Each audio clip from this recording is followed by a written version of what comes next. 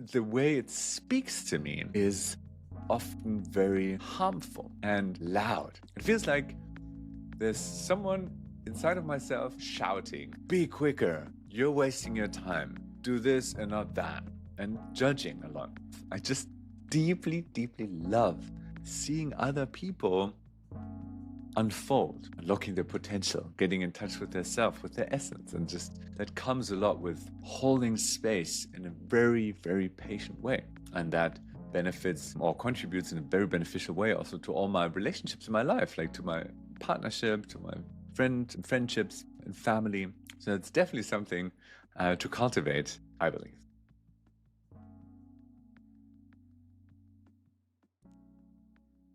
Welcome to today's episode of Stream of Consciousness. In this episode, I will be sharing my perspective on the topic of the age of instant gratification, cultivating patience and presence. And it's the same in all other Stream of Consciousness episodes.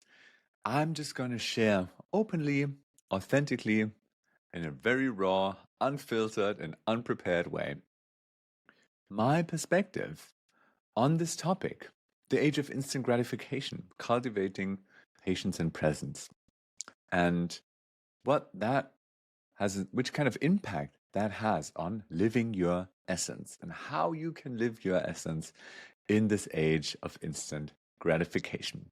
So let's go.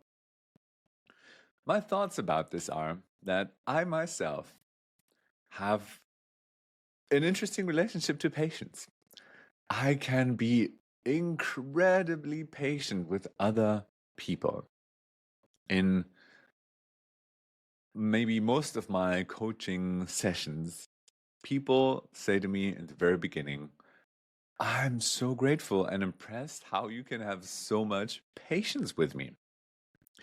It feels like it's naturally built into my system because I want the best for others. I want that this person who is sitting in front of me, or these people that are sitting in front of me, if they say, "I have a dream, I want to live this kind of life, I have a dream, I want to follow this kind of passion, create this profession," my entire system lights up and I'm like, hell yes, I'm going to do anything, whatever it takes, everything, whatever it takes, that you can live this life.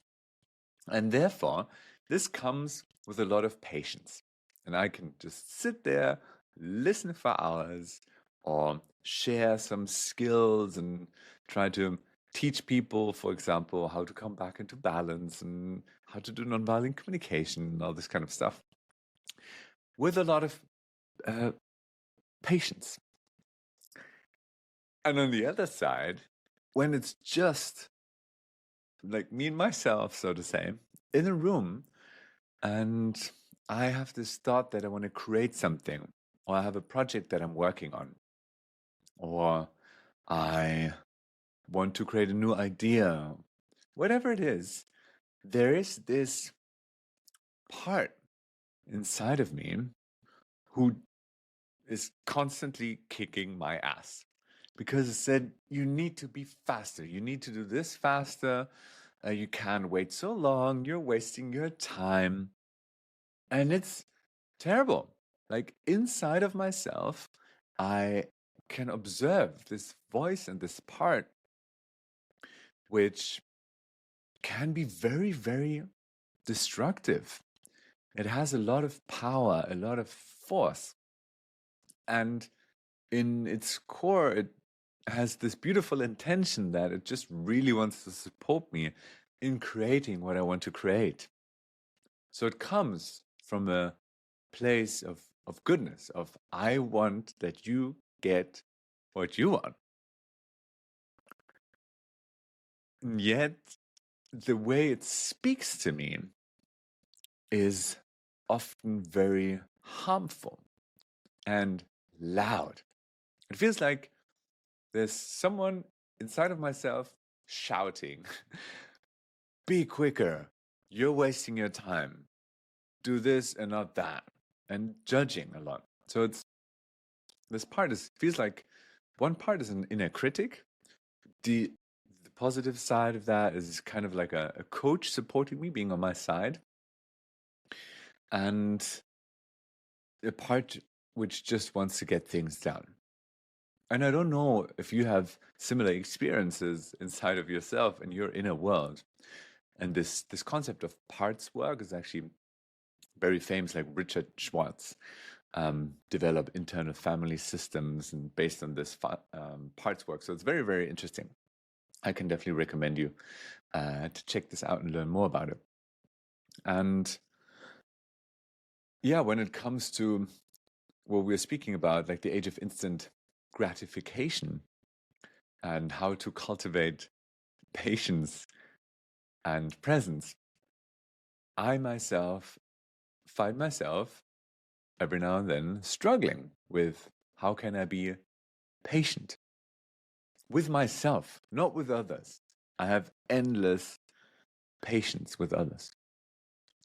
And it's so interesting. And I'm also still, yeah, still on this journey, as all of us are in some way on our journey with something. And there's so many things that we can develop, that we can look at inside of ourselves, and we can shed light on, that we can understand in a deeper way, that we can integrate more. And it's totally fine. So I also don't want to send this message that you need to have everything figured out, or there's this one day where you have everything figured out. Maybe that day comes.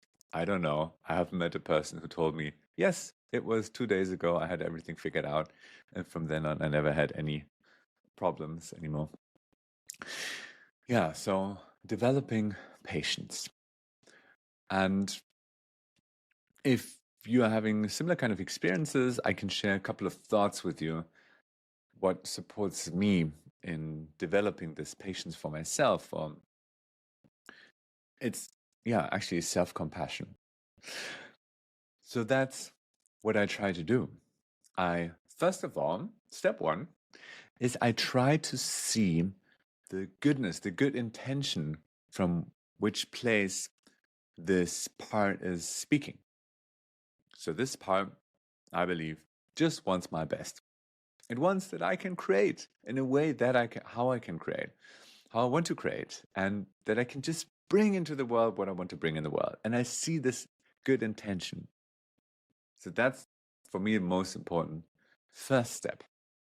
And then as a second step, I try, and I on purpose say try because it doesn't always work.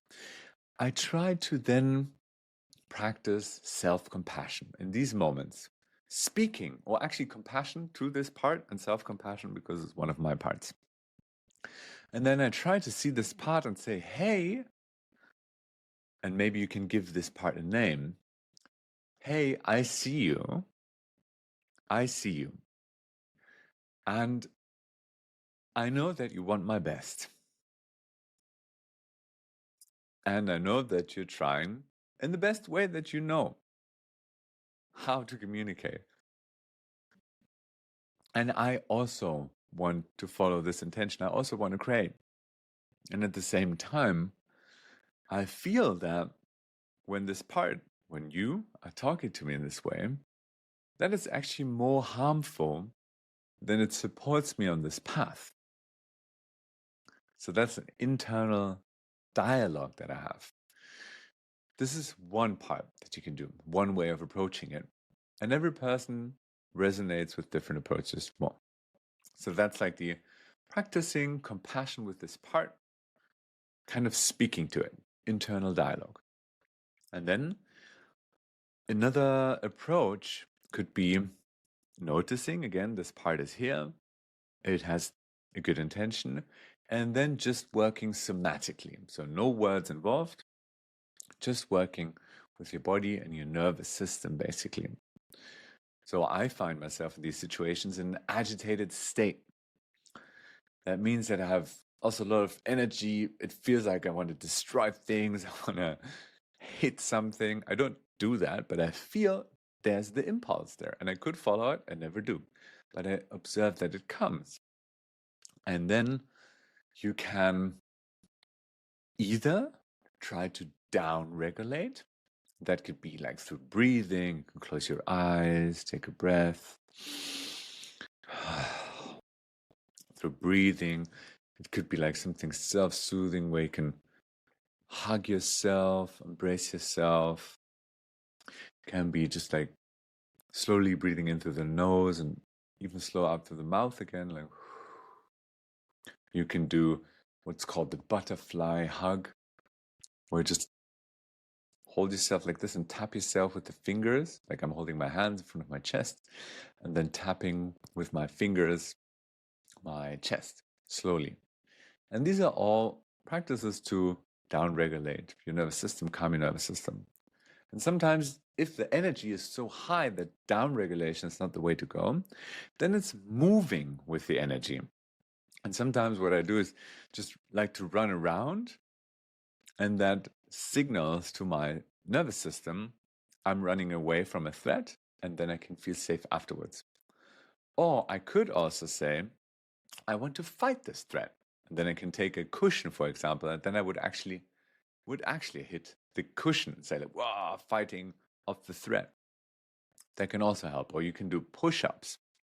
So, or you can like tense all the muscles in your body and then release them again. It's called progressive muscle relaxation, PMR. So there are various things that you can do in order to come back into balance, into center, and not to be spinning in this spiral of feeling impatient. So that's basically the idea. As we're talking in this episode about the age of instant gratification, how to cultivate patience. That's one way to do so when feeling impatient, that you can like observe which part is creating this impatience, what its intention is, and how you can then bring yourself back to balance and to center. What you could also do is try to create for you like a vision or the purpose of why does it actually make sense for you to develop patience.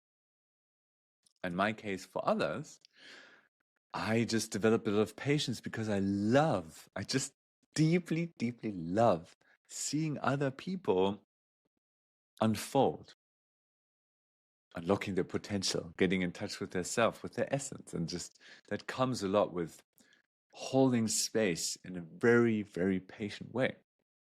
And that benefits or contributes in a very beneficial way also to all my relationships in my life, like to my partnership, to my friendships and family.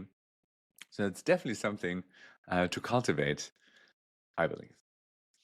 And when it comes to presence, the second part and aspect of this episode that I wanted to talk about is that we are constantly thrown at, or like constantly, social media especially, is sending us like signals, stimulating waves, images, videos, text, and we're constantly surrounded by, hey, I want to have your attention. Hey, I want to have your attention.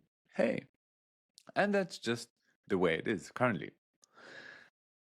So presence and attention is probably one of the most important resources that we have. And a resource that many other people on social media want to have from you. They want to have like your most precious resource, attention and presence. And I find myself in this very paradox situation that right now I'm probably having your attention and presence.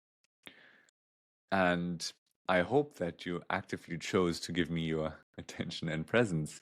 And what I actually want to contribute to is that people can live with more presence, balance, patience, connection with themselves and with others in the world, which would have as a consequence that they spend way less time on the internet and social media, and probably also way less time listening to podcasts, which is a very paradox situation to be in.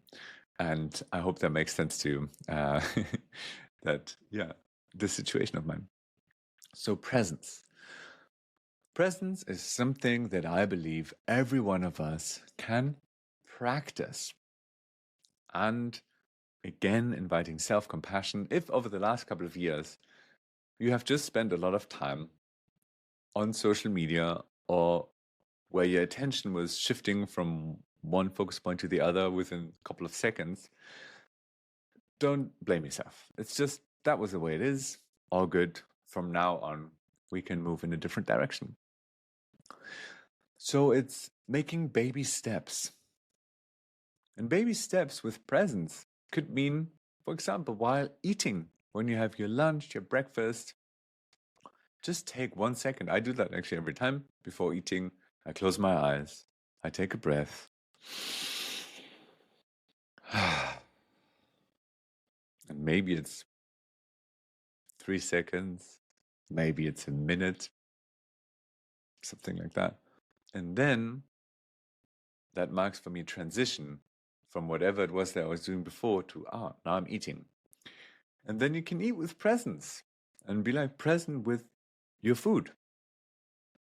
That you can do just to practice. Or when walking outside, I observe my thoughts all the time going to many different other directions. And then I try to remind myself, wait a minute, I'm outside. I can just enjoy being outside. And I can try to enjoy and experience and feel the wind on my face, the sun in my eyes, sounds around me. Practicing mindfulness, basically. Practicing mindfulness will also support you cultivating presence. So I hope this was inspiring for you. I hope this episode of Stream of Consciousness on the topic of the age of instant gratification, cultivating patience and presence was inspiring for you, that you take something from it. And I hope also that you enjoy this format where I share myself in the most authentic way with whatever is just coming through me right now naturally. And I hope that inspires you also to be yourself and to live your essence.